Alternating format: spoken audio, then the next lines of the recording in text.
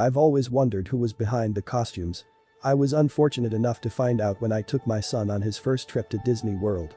Being a single father isn't easy. I work as hard as I can to provide for my child, but I need to make enough free time to be there for him. It's a rough balance that I and many others struggle to maintain. It's so rare that I get a chance to spend the entire day with my boy or that I get a break from the stress, so when an opportunity arises I try my best to make it a reality. So when my son David happened to come across a contest that boasted the chance to win a family package to Disney World, I set my sights on making it happen. His glee, while he filled in the necessary information, was almost enough to make my heart melt on its own. I wasn't naive, things like that don't happen to us.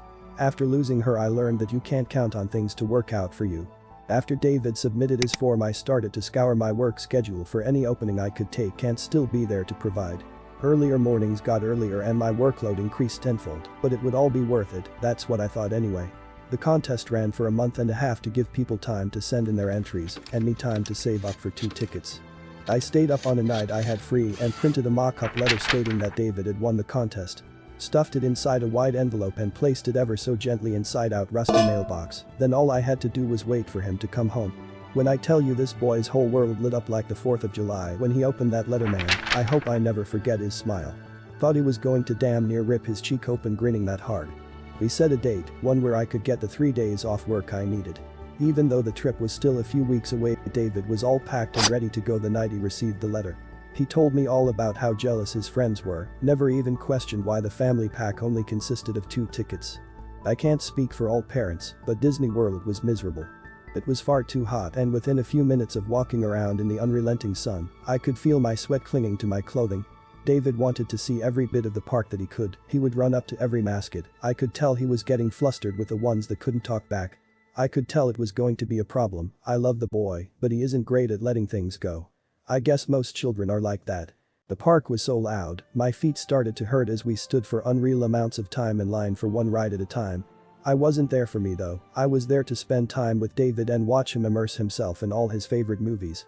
Still though, despite me trying to explain the mascot's silence, he continued to protest. I would have to walk up and pull him away from the silent animals. One David reached forward and grabbed onto Goofy's hand, the expression on David's face dropped and he walked back to me. His hand felt weird. He said to me, I looked up at Goofy, I didn't care. They could be as animated as they wanted, but the unmoving face always gave me the creeps, the way they can just stare forever. We didn't engage with many after David got creeped out and I couldn't really get an explanation out of him. We still had far too many things to see anyways, we couldn't be stopping to talk to each and every make-believe character. David's mood slowly returned as we feasted on a monstrously expensive meal and went on a few more rides. We sat together as the sun had long since passed the horizon and watched the fireworks leap into the air. The brilliant spectacle of colors and booms filled the park, and despite all my complaints, there with my boy, it truly was the happiest place on earth. It would have been picture perfect if it wasn't for all the mascots that stood around us. With every glow of the various colors, their features were outlined and then they'd fade into the dark. It was eerie, and I was glad David hadn't gotten scared. Once the grand finale sent a seemingly endless stream of fireworks cascading into the sky, filling it with bright sparkling lights, I noticed the mascots had left. Then the fireworks ceased and our only lights were the sparse place lamps around the park, and after a bit more time of walking around it was time for us to leave. David said he needed to use the bathroom, so we started our search, but the crowd was flowing like a river towards the exits. I was bumped on my shoulder and turned to face a man who gave me a quick apologetic glance. That was all it took for David's hand to slip loose from mine. Looking back I noticed I was alone, my head frantically swiveled searching through the crowd. My voice raised above the surrounding chatter as best as it could to call his name, and when I didn't hear a reply I started pushing against the tide. My exhausted body brushed up against an ocean of others as I tried to find a clearing, hoping the herd would thin out. My breath and my heart started to race in tandem as seconds felt like an eternity. Getting near the back of the pack, I could hear a distant and timid hello swimming under the conversations around me. David, it was David. I looked around like a madman, and once only a few people were surrounding me I could see under one of the lights was none other than Mickey Mouse. Of course, I thought. Of course, David would want to say goodbye to Mickey if he saw him. But the crowd dissipated. I quickly jogged to the oversized rodent and noticed that David had a small collection of tears under his eyes. I promptly asked him what was wrong, and he said that Mickey won't say goodbye to him.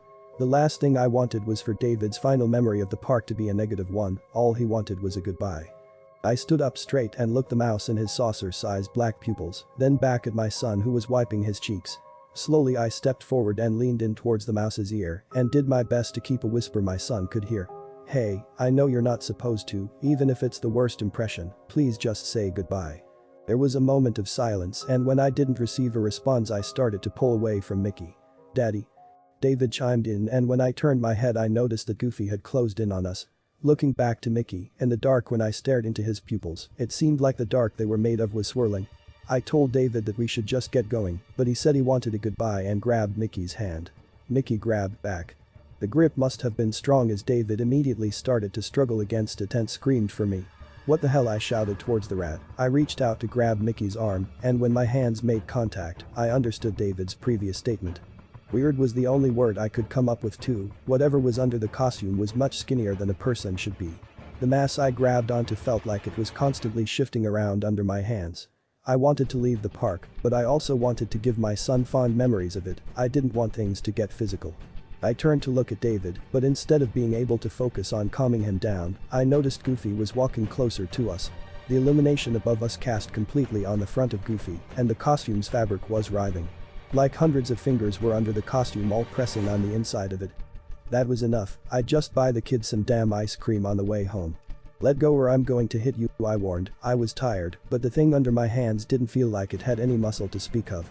Yet it continued its dead gaze into my eyes. David's cries echoing in my head, I reeled back and threw a punch towards the cartoon's head.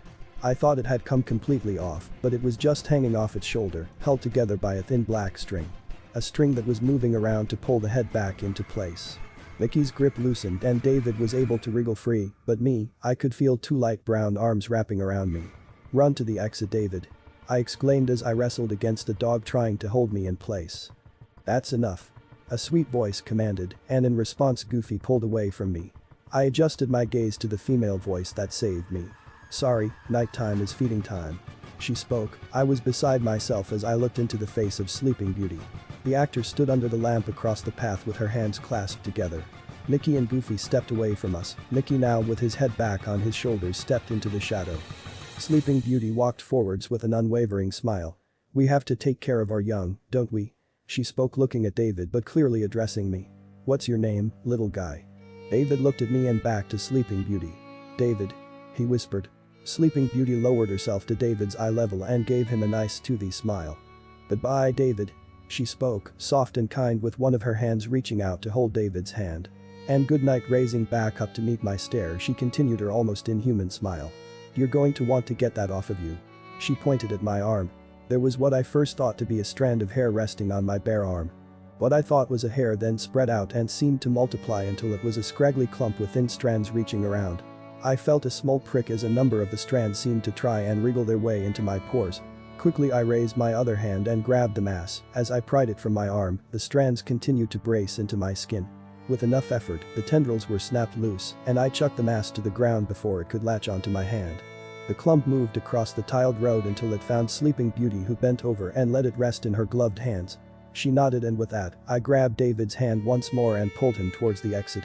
His tears were gone, and all that was left was a satisfied grin. I offered one more look back as we got to the exit. They were all there. Each mascot we had come across that day stood in the dark, watching us leave.